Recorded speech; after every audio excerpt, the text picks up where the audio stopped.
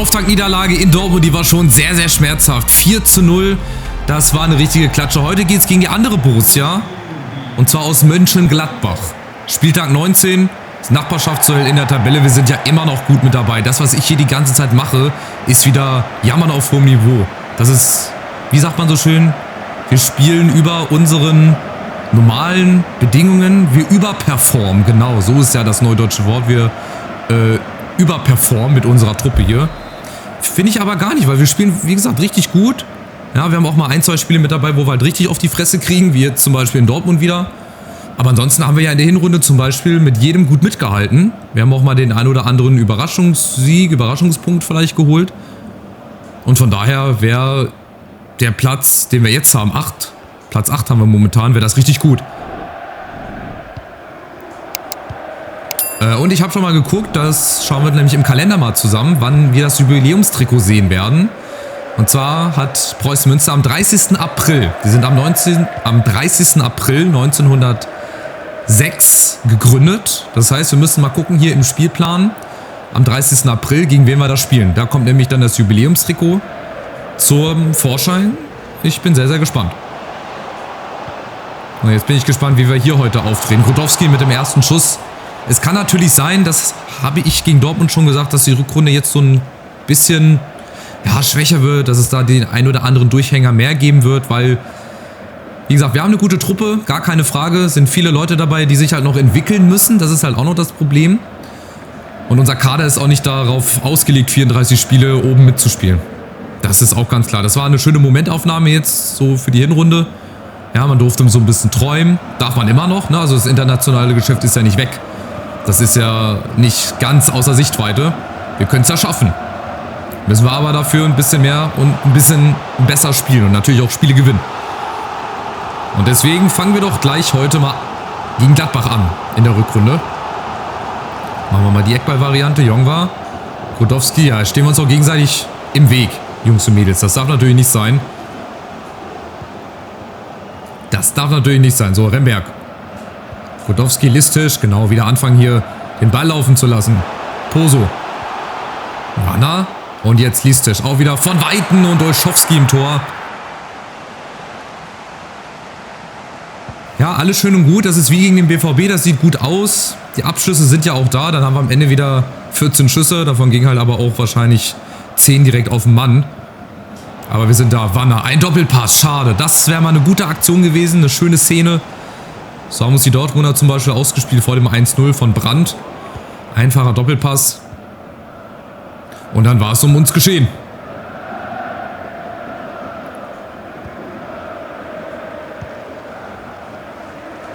So, nächste Chance. Und da haben wir natürlich dann Überzahl.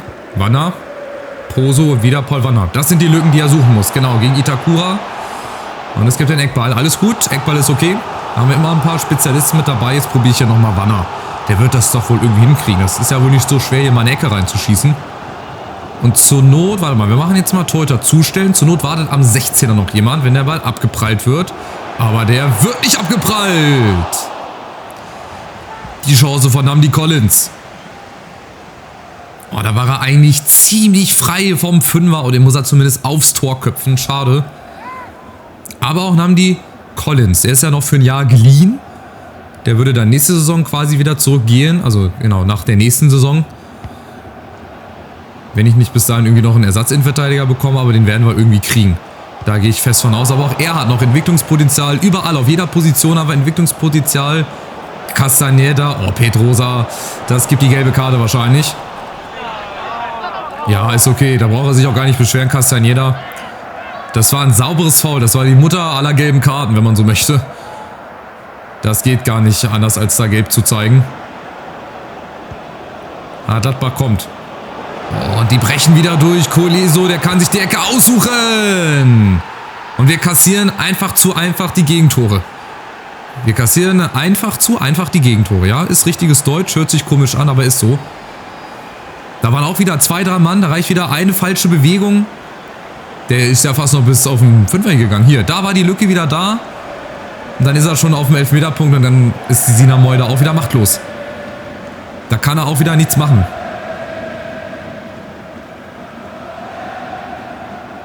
Und die Gladbacher führen durch Koleoso. Sein erstes Tor im 6. Spiel. Ja, auch wieder ganz typisch. Na gut. Jetzt kommt wahrscheinlich schon dann die Bild-Zeitung. Das könnte ich mir so richtig typisch vorstellen. Nach super Hinrunde ist Münster am Kriseln. Es kriselt in Münster. 2. Niederlage in Folge. Ist jetzt der Trainer...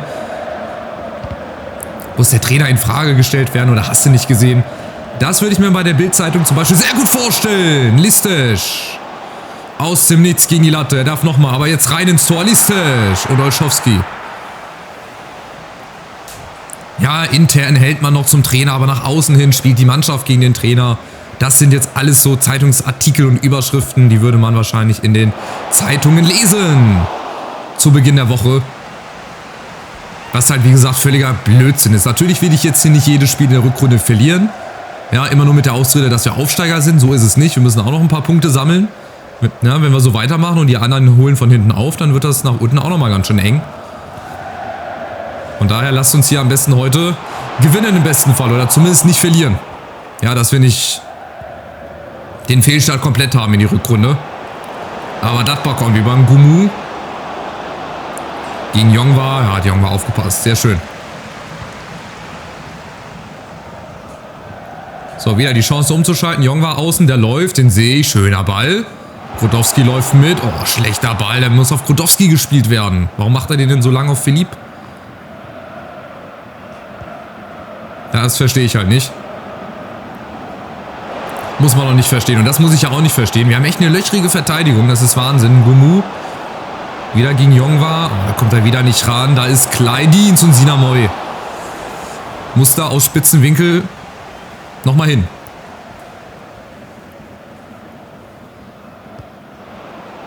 Die Gladbacher kommen über. Bischof und Jongwa ist dazwischen. So, jetzt hat er die ganze rechte Seite. Jetzt muss er mal ein bisschen Fahrt aufnehmen.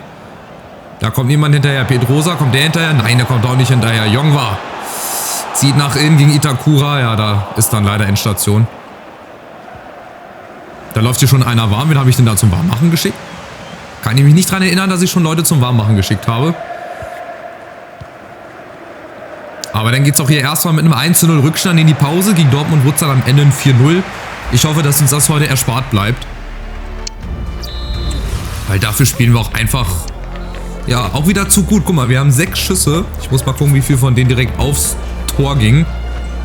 Ja gut, erwartete Tore 1,1. Das heißt, es ging halt nicht so viele Schüsse direkt aufs Tor. Vielleicht 2 oder so. Aber was können wir hier machen? Was können wir hier machen? Wir brauchen vielleicht Hikimoglu. Vielleicht ist das mal wieder ein Spiel für Hikimoglu. Hängende Spitze. Kann er ja spielen. Duarte vielleicht für Grudowski. Vielleicht hat der ein bisschen mehr Spielglück. Und Fridjonsson für Philipp. Der ist leider auch in den letzten Spielen so ein bisschen abgetaucht. Philipp. Also auch schon gegen Leipzig, das letzte Spiel der Hinrunde. Da hat man nicht so viel von ihm leider gesehen. Vielleicht ist das jetzt mal die Chance für Fridjonsson und Hikimoglu. Vielleicht braucht man einfach mal ein bisschen Schwung. Oder man braucht eine ganz andere Formation. Vielleicht mal die Aufstellung wieder ändern. Vielleicht Dreierkette.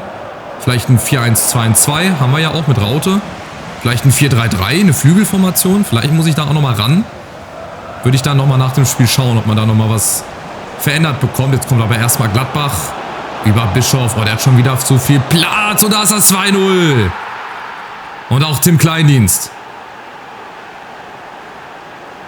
Da gehe ich sogar mit meinem Bar durch die Jacke durch. Das ist einfach so eine unsichtbare Jacke. Da kriegen wir den halt auch nicht geklärt. Und dann meine ich, da hebt Jongwa, glaube ich, das Abseits auf. Und dann ist halt Sinamoy wieder der Gelackmeierte, der am Ende wieder nichts machen kann. Obwohl er eigentlich in die Richtung schon geht zum Ball. Aber gut, das ist dann wieder eine andere Geschichte. Tja, 2:0.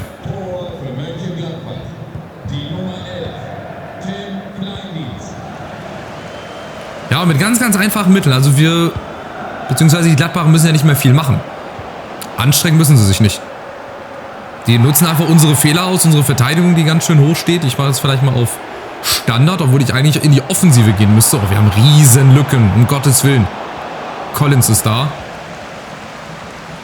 Vielleicht halt auch unserer offensiven Spielweise jetzt hier geschuldet, ne? Die ganzen Laufwege und dass die Verteidiger mit nach vorne kommen. Vielleicht hat das die KI jetzt auch irgendwann mal raus oder der Gegner. Mag ja sein. Dann müssen wir aber das wieder zurückstellen. Und dann müssen wir irgendwas versuchen zu ändern. Weil so kann es ja nicht weitergehen.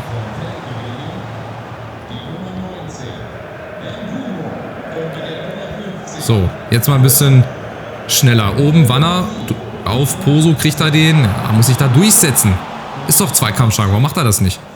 Gegen Sander. Nee, gegen Pedrosa. Pedrosa ist das. Ja, läuft natürlich als Verteidiger einmal auf die andere Seite. Warum auch nicht? Kone ist da. Duarte. Nee. Jongwa ist dazwischen jetzt. Duarte. Wie schnell kriegen wir es nach vorne gespielt? Jetzt. Hekimoglu. Duarte. Vorne Fridtjonsson. Winkt schon. Ja, muss sich fallen lassen irgendwo. Fridtjonsson. Da lässt er sich. Aha, nicht gut fallen. Leider nicht gut gemacht. Das ist halt auch noch eine große Baustelle. Also auch mit Philipp, klar, ist halt aber nicht groß gewachsen. Der könnte halt auch dann eher als hängende Spitze spielen. Verlässt aber auch den Verein. Da müssen wir dann halt den Fokus drauf legen. Deswegen habe ich mal unseren Scout nach Ägypten geschickt, um unter anderem einen neuen, großgewachsenen Stürmer zu holen. Also hoffe ich.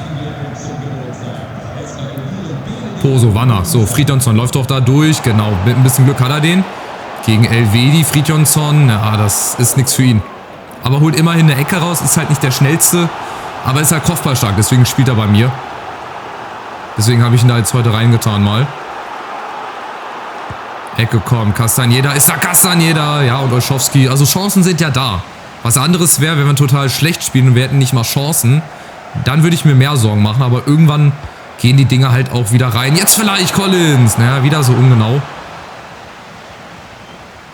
Aber momentan ist das halt so eine Phase, wo es halt nicht gut läuft. Was halt aber auch normal ist.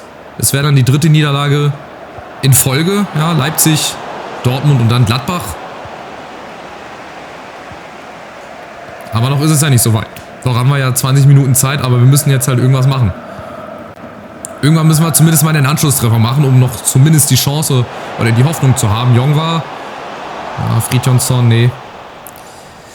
Das sieht nicht gut aus. Dann kommt Gladbach rüber. Ah, das ist wieder dieser Durchbruch. Da du auch nichts machen kannst. Wenn die da einmal durchbrechen mit dem Ball, sich den Ball 20 Meter vorlegen, dann bist du echt machtlos. Wanner, Hekimoglu, vorne Fridtjonsson. Pose auf der Außen, nee. Die Gladbacher leider einen Schritt schneller. Sind einfach wacher. Oh, und jetzt kommt das nächste Tor wahrscheinlich. Coleso. Und dann gibt es sogar noch den Elfmeter. Der ein bisschen plump hier zustande kommt, aber was willst du machen? Der geht wahrscheinlich in Ordnung. Einfach hinten in die Hacken rein und dann... Das passt so ein bisschen zu unserer Situation. Ja, das war jetzt nichts Bösartiges, also da muss er jetzt nicht unbedingt so theatralisch fallen, aber den Elfer, den kannst du geben. Im Strafraum wird der eh immer sofort gepfiffen, von daher brauchst du doch gar nicht in die Zweikämpfe reingehen. Und dann hat jetzt Tim Kleindienst die Chance zur Entscheidung. Kleindienst gegen Sinamoy. Und das ist die Entscheidung. 3-0.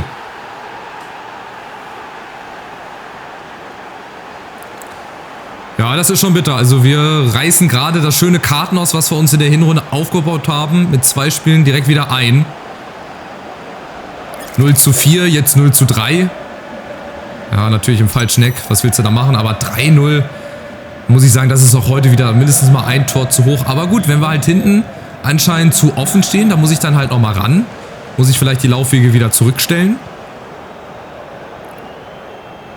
Oder wie gesagt mal ein 4-3-3 mit reinbringen. So eine Flügelformation, dann müssen wahrscheinlich ein paar Leute bluten und spielen dann halt nicht. Aber das lasse ich mir mal nach dem Spiel gegen Gladbach ein bisschen durch den Kopf gehen. Da schaue ich dann einfach mal nach, was man da so verändern kann. Für heute ist es wahrscheinlich auch wieder, also das heißt wahrscheinlich, es ist gelaufen. Steht 3-0. Ich hoffe jetzt wirklich nicht, dass wir noch ein 4. kriegen, weil zweimal 0:4 in Folge, dann muss irgendwas passieren, was Radikales. Dann müssen wir irgendwas machen. Weil so hier weiter durch die Rückrunde uns dann durchmogeln, das wird nicht funktionieren. Das geht nicht. Jongwa, Duarte, vorne auf Fridtjonsson, aber ist halt vorne, wie gesagt, komplett alleine. Da sind 4, 5 Gladbacher, die ihn dann noch aufgehalten hätten. Aber ich darf auch, glaube ich, vielleicht der Außenverteidiger nicht mehr da vornehmen. Vielleicht ist das... Oh, Kleindienst 1 gegen 2. Namdi Collins kommt da nicht ran, weil Kleindienst genau auf den Moment wartet, als er vorbeigrätscht. Ja, und dann gibt es auch hier 4 Dinger. Also 8 Gegentore aus den letzten beiden Spielen. Dann gibt es Pfiffe. Die Fans sind unzufrieden. Aber in so eine Situation dürfen wir normalerweise gar nicht reinkommen. Hier, der hat genau gewartet, bis dann Collins einmal durchgerutscht ist. Hier sehen wir das nochmal genau. Zack, einmal ins Leere gegrätscht und dann Tim Kleindienst hinein ins Glück. 4:0.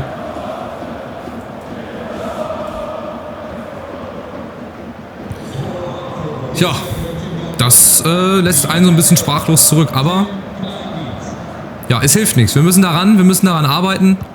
Ich muss schauen, was sich da verändern lässt. Ja, offensichtlich hat die KI das jetzt mitbekommen, wie ich spiele. Oder wenn es überhaupt so ist, ist ja nur eine Theorie. Ob das jetzt so stimmt, weiß ich nicht. Ist wirklich nur eine Theorie, weil es ja auch mal hieß, dass sich die KI irgendwann auf den Spielstil einstellt und dann dementsprechend halt ihre Spielweise anpasst. Ob das jetzt immer noch so ist, weiß ich nicht. Aber ich könnte mir das gut vorstellen, dass das der Grund ist. Aber wenn nicht, dann müssen wir halt irgendwas anderes machen. Collins nochmal! Na, immerhin. Ja, immerhin. Einmal dürfen wir die Torhymne hören. Zum ersten Mal in dieser Rückrunde. Ging auch gar nicht anders. Das erste Spiel war ja auch ein Auswärtsspiel. Na, immerhin. Wir können es noch. Wir können Tore schießen. Ja, und Paul Wanner kann auch Eckbälle schießen. Und wir müssen uns halt an so Kleinigkeiten hochziehen. Ja, jetzt ist es mal ein Tor. Im nächsten Spiel sind es vielleicht 2 und auch ein Gegentor weniger oder 2. Aber das war ein schöner Kopfball. Schön gesetzt ins lange Eck. Freut mich für ihn, aber im Ergebnis wird das im Prinzip nichts machen. Also 1:4, nochmal ein bisschen Ergebniskosmetik. Wieder 4 Gegentore. An die Aufstellung müssen wir ran, an die Formation, weil das darf nicht so weitergehen. Obwohl wir auch in dem Spiel wieder nicht unbedingt die schlechtere Mannschaft waren. Also laut Statistik, XG-Werte, um da mal ein bisschen genauer drauf einzugehen, hatte Gladbach auf jeden Fall mehr.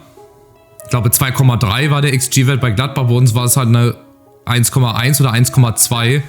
Aus 11 Schüssen könnt ihr euch ja ungefähr selber ausrechnen, welche oder wie viele Chancen da gefährlich waren.